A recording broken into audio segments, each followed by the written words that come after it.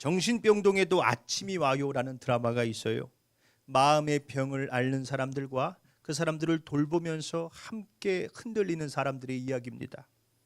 주인공은 정다은이라는 간호사입니다. 마음이 참 따뜻한 사람이에요. 누군가의 어둠에 작은 빛이 되기 위해서 스스로 이 정신병동을 선택한 사람입니다.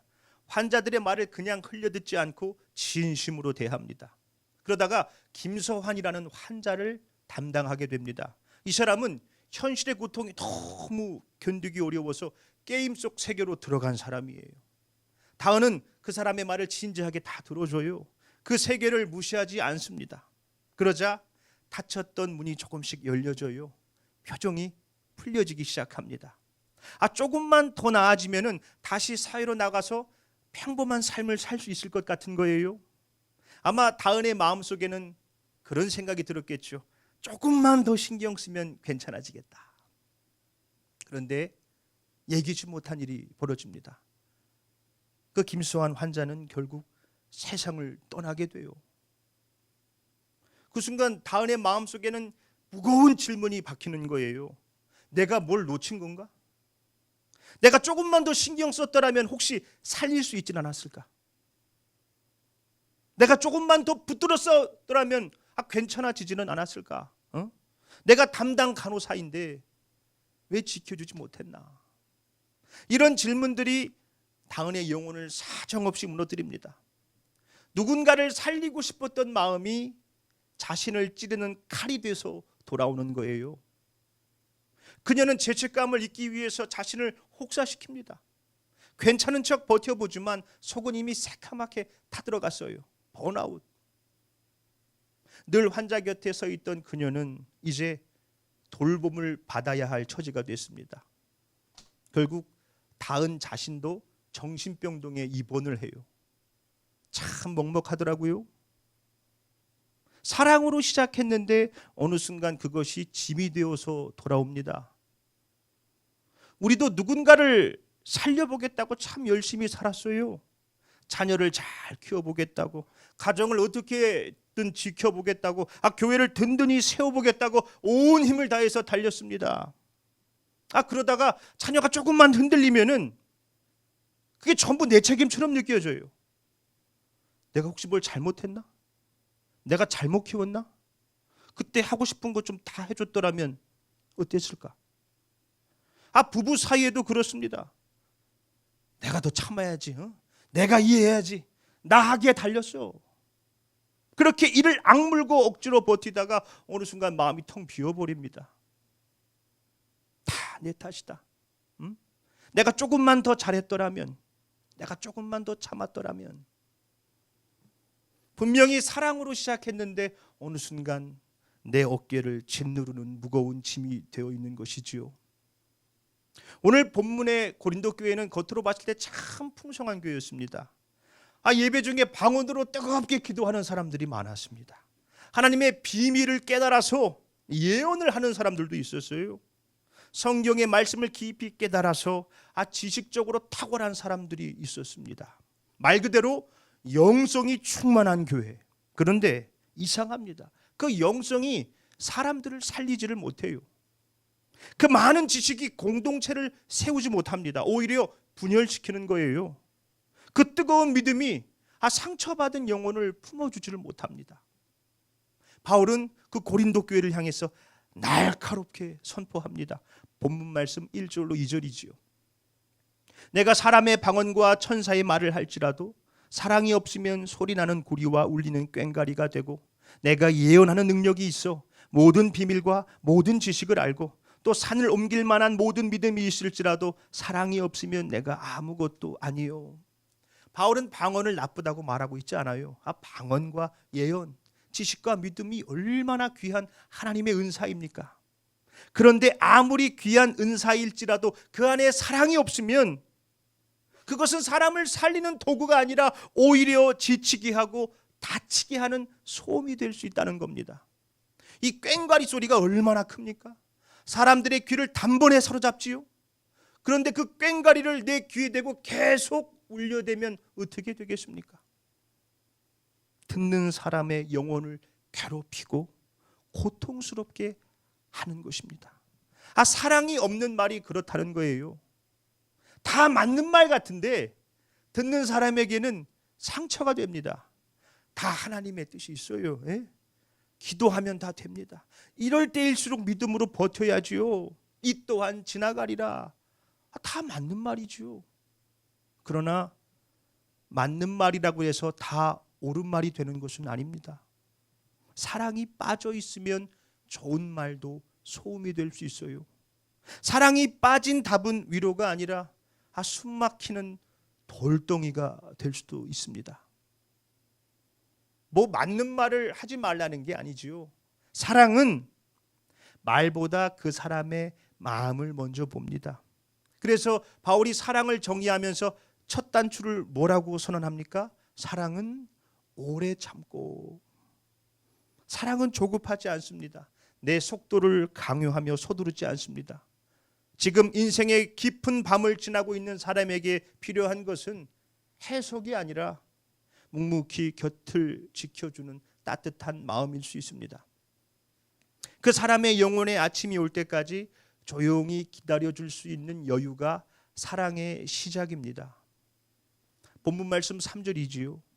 내가 내게 있는 모든 것으로 구제하고 또 내 몸을 불사르게 내줄지라도 사랑이 없으면 내게 아무 유익이 없느니라. 내가 가진 모든 것으로 구제하고 내 몸을 불사르게 내어준다? 이 얼마나 대단한 헌신입니까? 우리의 상식으로는 도저히 납득할 수 없는 사랑의 극치처럼 보이죠. 그런데 성경은 그런 일을 하고도 사랑이 없을 수 있다는 거예요. 물론 사랑 안에는 오래 참음이 있고 견딤이 있고 희생이 있어요. 그러나 사랑은 내가 구원자가 되는 게 아닙니다. 우리는 자주 사랑을 오해해요. 내가 이 사람을 변화시켜야 된다. 내가 붙들어야 된다. 내가 끝까지 책임져야 된다. 이것은 언뜻 보기에는 숭고한 결단처럼 보일 수 있지만 하나님을 배제한 채 나의 한계를 인정하지 않는 이 영적인 교만일 수 있어요. 메시아 컴플렉스. 내가 해야 된다. 내가 참아야 돼. 내가 변화시켜야 돼. 드라마 속에 다은이 무너진 이유가 여기에 있어요. 내가 더 잘했어야 되는데, 내가 끝까지 붙들었어야 되는데, 상대의 생명과 인생의 영역까지도 자기가 쥐고 해결하려다 보니까 그 무거운 짐에 짓눌리게 된 것입니다. 여러분, 우리는 결코 구원자가 될 수 없습니다. 아파하는 이의 곁에서 함께 울어줄 수는 있어요. 따뜻한 밥 한 끼 대접할 수는 있지요. 조용히 그 사람의 손을 잡아줄 수는 있어요. 그러나 그 사람의 마음의 깊은 밤을 아침으로 변화시켜 주시는 것은 하나님이십니다. 우리는 씨를 뿌리고 물을 줄 뿐이에요. 자라나게 하시는 분은 하나님이시지요. 내가 구원자가 되려고 하는 순간 우리는 사람을 영혼으로 바라보지 못하고 고쳐야 될 문제로 바라보는 거예요. 저 사람은 왜 맨날 안 변하냐? 왜 맨날 그 모양이냐? 내가 이렇게까지 했는데 왜 달라지지를 않아? 그때부터 우리의 헌신은 조급함으로 바뀝니다. 선김이 아니라 내 뜻대로 조정하려는 욕심이 됩니다. 오늘 본문은 사랑은 무례히 행하지 않는다 그랬어요. 거친 말만 내뱉는 것이 무례함이 아닙니다. 주저앉아 울고 있는 영혼의 사정을 헤아리지 못한 채 내 속도에 맞춰서 상대를 다그치고 재촉하는 것도 무례함이 될 수 있어요. 아니 왜 아직까지 그러고 앉아 있어? 언제까지 이럴 거야? 이제 그만 털고 일어나야지. 여러분, 진짜 사랑은 내 의지로 상대를 고치려고 하는 게 아닙니다. 내 한계를 인정하고 그 영혼을 포기하지 않으시는 그 하나님의 신실한 손 위에 그 사람을 맡겨드리는 거예요. 우리가 자녀를 위해서 눈물로 기도하고 양육할 수 있습니다. 그러나 자녀의 다친 마음을 만지시고 인도하시는 분은 하나님이시지요. 우리가 할 수 있는 건 딱 거기까지예요. 부모님을 정성껏 섬길 수 있습니다. 그러나 부모님의 노년의 그 걸음과 영혼을 끝까지 책임져 주시는 분은 하나님이십니다. 배우자를 위해서 참고 견딜 수 있어요. 그러나 그 사람의 굳은 마음을 녹여 생명의 꽃을 피우시는 분은 하나님 한 분밖에 없습니다. 사랑은 내가 구원자가 되는 게 아닙니다. 구원자가 되시는 주님께 온전히 맡겨드리는 것입니다. 누가복음 1장 7절 78절로 79절입니다. 이는 우리 하나님의 긍휼로 인함이라. 이로써 돋는 해가 위로부터 우리에게 임하여 어둠과 죽음의 그늘에 앉은 자에게 비치고 우리 발을 평강의 길로 인도하시리로다. 돋는 해가 위로부터 우리에게 임한다는 거예요. 아침은 아래에서 우리가 만드는 게 아니죠. 위로부터 임하는 것입니다. 어둠과 죽음의 그늘에 앉은 자들에게 주님의 빛이 찾아오신다는 것이지요.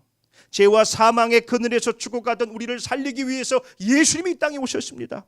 우리의 죄의 짐을 대신 다 짊어지셨습니다. 우리가 감당할 수 없는 죽음도 대신 치르셨습니다. 그리고 그 십자가에서 죽으시고 다시 사심으로 우리의 인생에 영원한 아침을 주셨어요.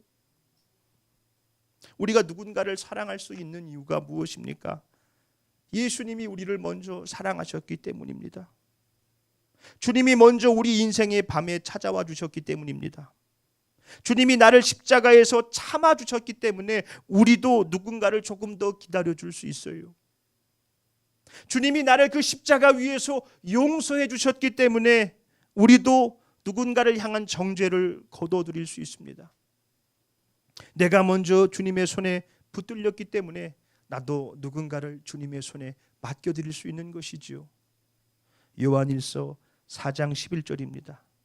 사랑하는 자들아, 하나님이 이같이 우리를 사랑하셨은즉 우리도 서로 사랑하는 것이 마땅하도다. 아멘. 말씀을 맺겠습니다. 우리 주변에도 깊은 밤을 지나고 있는 사람들이 있어요. 가정 안에 있을 수도 있고 교회 안에 있을 수도 있고 우리 주변에 있을 수도 있습니다. 늘 밝게 웃는 사람 안에도 남들이 알지 못하는 눈물의 밤이 있을 수 있어요. 그 사람에게 필요한 것은 언제나 조언은 아닙니다. 때로는 끝까지 곁에서 들어줄 수 있는 마음이 필요합니다. 사랑이 없으면 은혜로운 말도 소음이 될 수 있어요. 사랑이 없으면 헌신도 짐이 될 수 있습니다. 그러나 사랑이 있으면 작은 것에서도 생명이 일어납니다. 조용히 건네는 안부의 말 한마디에 깊은 밤을 지나고 있는 사람에게 작은 불빛이 될 수도 있습니다. 골방에서 흘리는 눈물의 기도가 누군가의 길을 밝혀줄 수도 있어요. 그러니 누군가의 삶을 내가 다 해결해 주려는 마음을 내려놓으십시오. 우리 자녀를 붙들고 인도하시는 분이 하나님을 믿으시고 하나님께 맡기시길 바랍니다. 우리는 구원자가 아닙니다. 우리는 먼저 구원받은 사람들입니다. 우리 행복한 교회가 주님의 사랑으로 먼저 구원받은 자들로서 우리를 살리시고 변화시키시는 하나님을 의지하여 괴로워하는 누군가의 밤 곁에서 아침이 올 때까지 함께 기다려줄 수 있는 믿음의 사람들이 되시기를 예수님의 이름으로 축복합니다. 아멘.